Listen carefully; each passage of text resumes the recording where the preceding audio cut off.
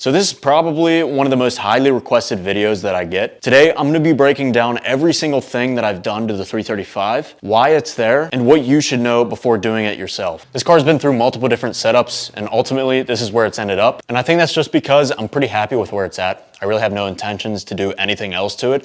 If there's anything else I want, it's probably just a different car. So let's just get some basic info out of the way. This is a 2009 BMW 335.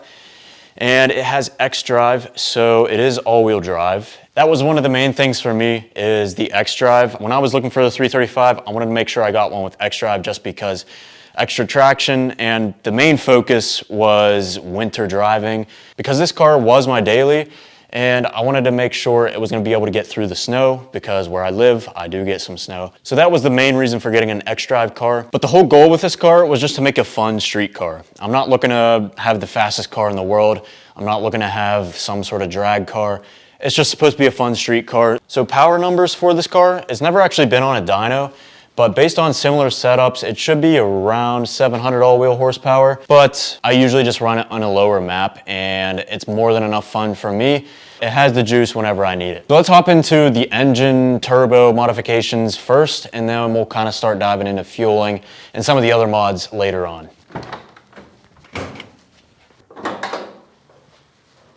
All right, so this car has been single turbo converted. The kit that I use is the bottom mount Speed Tech kit. Paired to the turbo kit is a Garrett GTX 3582R Gen 2. And I chose that turbo for a couple different reasons. You know, a lot of people run Precision, and that's perfectly fine. Precision makes great turbos. I have nothing against Precision.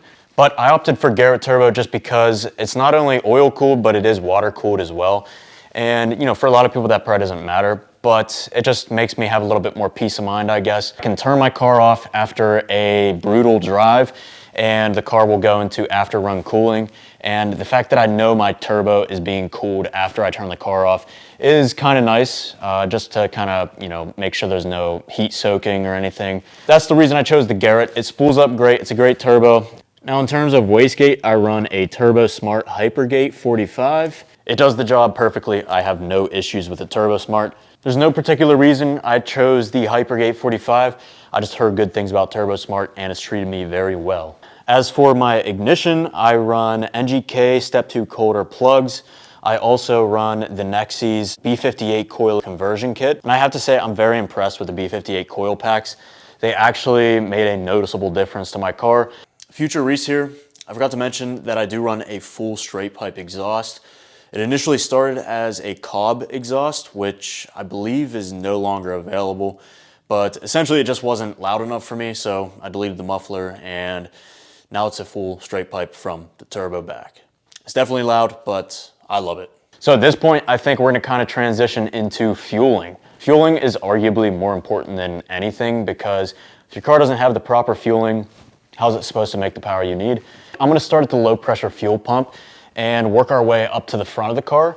For the low pressure fuel pump, I run a Precision Raceworks Stage 3 kit. It is a bucketed setup, so I don't have to worry about fuel sloshing around and not being picked up if the tank level is a little bit lower.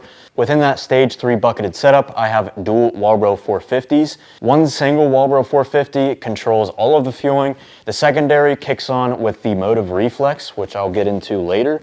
But the Motive Reflex controls the secondary one to kick on whenever I need extra fueling. From the low pressure fuel pump, we go over to the fuel pressure regulator, which is also Precision Raceworks. This highly increases the flow of fuel.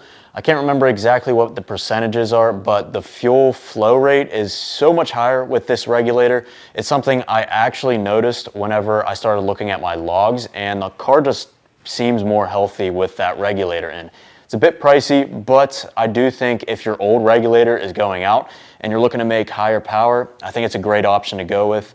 Now moving up towards the front of the car, we have an ethanol sensor on the fuel line that relays ethanol content to the reflex. And then we follow the fuel line up to the front, which is where it goes to the high pressure fuel pump, and then to the Index 12 injectors. As for my supplementary fueling, I run 750cc port injectors made by Bosch. This allows for extra fueling and doesn't stress the high pressure fuel pump as much whenever you're running higher horsepower figures and ethanol content. As you will notice, I do have a BMP manifold here. which is great, I think, if you're looking to get a very simplified port injection rail. I used to have the sandwich plate that went in between the stock manifold and the engine, and I just didn't like it as much as this setup. Now I know you're gonna ask what kind of fuel I run in the car. I run full ethanol, but it is on a flex fuel tune, so I can fill up with 93 if I want. Now I think that covers everything regarding the fueling. I'm just gonna go over a couple random things in the engine bay here that you might notice that's not exactly stock. So I run an ARM charge pipe, and along with a 3-inch J pipe down to a 7.5-inch intercooler up front. I do not run a blow-off valve, it's just a block-off plate. It's a random one I got from like eBay or something. Now I've never really had any issues for cooling with this car, but I have opted to get the Turner Motorsport relocation tank for the coolant reservoir.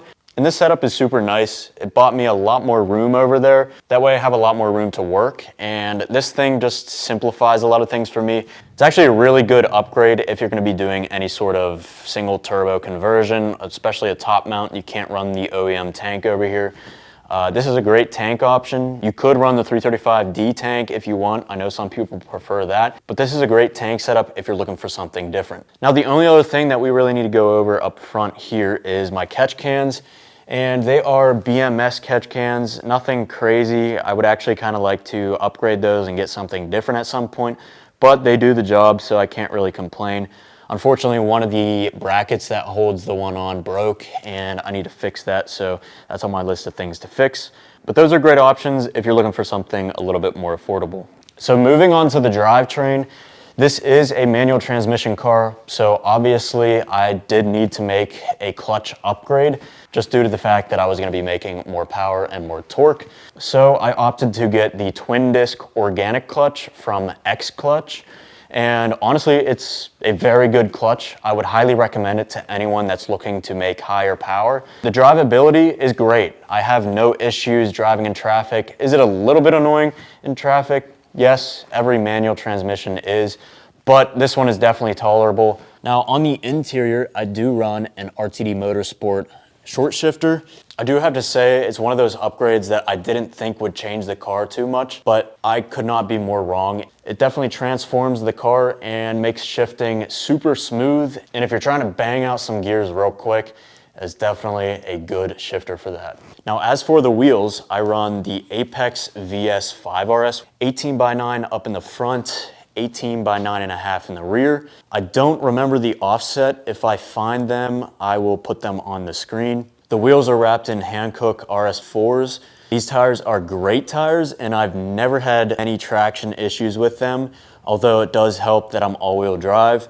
Now, as for my brake setup, I run the EBC slotted rotors up front and the standard EBC rotors in the rear. For my brake pads, I run the Hawk 5.0 pads. They're great pads, they have a lot of bite, and I would highly recommend making sure your brakes are sorted out before you try pushing any power, because as much as we say you don't need brakes to go fast, they are pretty important. Even if you're full bolt-on, I would recommend checking out a better brake setup because braking is very important.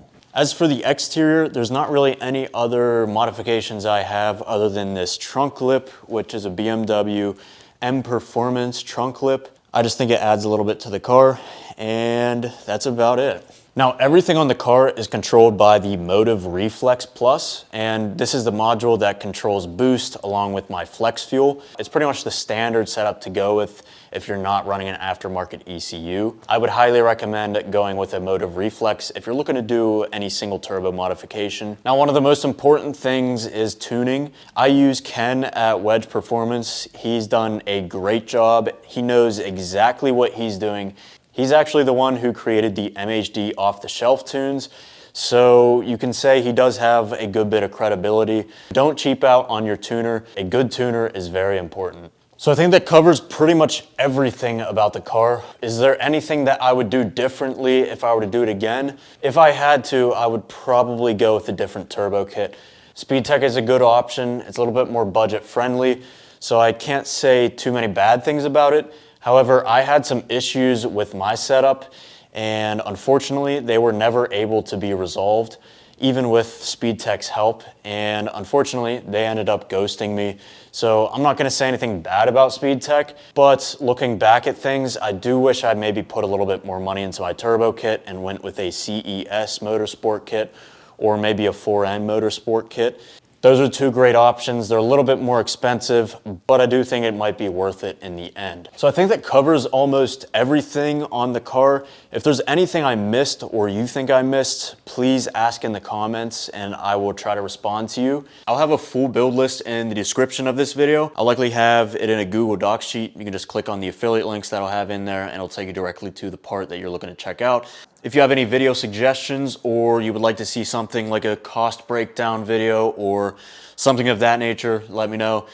Other than that, hope you have a good day and I'll talk to you in the next one. Cheers.